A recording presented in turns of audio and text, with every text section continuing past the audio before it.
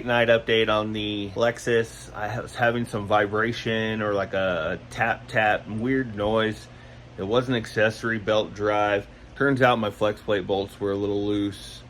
Could be because I have ARP bolts that I had on my T56 flywheel. So they could be a little too long, but I was able to tighten some. So I guess, you know, if I got to buy new correct bolts and drop the trans or slide it back or do whatever I need, that's fine. Luckily, I have a small block Chevy 4L80E and a spacer in my converter, so I was able to fish a wrench up there.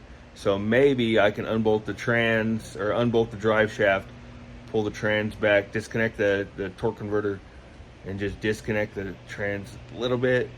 And I don't know, we'll cross that bridge. But I found the noise and I'm fucking pumped on that. It's nothing motor related. I was like, I got good oil pressure.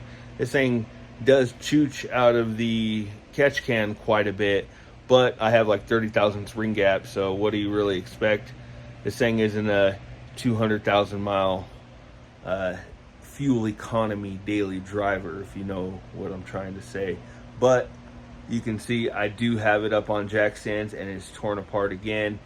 I modded the water pump with a freeze plug, and I was able to make a little bit of progress on the coolant temp issue. Before, my temps would just go up and then they would just stay up and there's nothing I can do about it. Now with the thermostat expansion plug in there, what I noticed is the old thermostat was not sealing on the aftermarket water pump. So yeah, what that did for me is I was able to drive, and it got hot still, 220, and I was able to idle and bring it back down. It came down all the way to 185. Fans turned off, went back up. Fans turned on, turned back up. So that little ebb and flow is what you want, is what you need. And I didn't have that before, so it was a step in the right direction. However, it's just not getting cool enough when it's 105 while driving. And I want to add AC, so I'm assuming that the radiator is just inadequate. And so I'm going to take that opportunity to put that dual pass that I bought in and redo all this shit. I might cut the bumper a little higher. I might do, you could see this is 8-10-year-old work that I did. This is kind of in the way, this bar.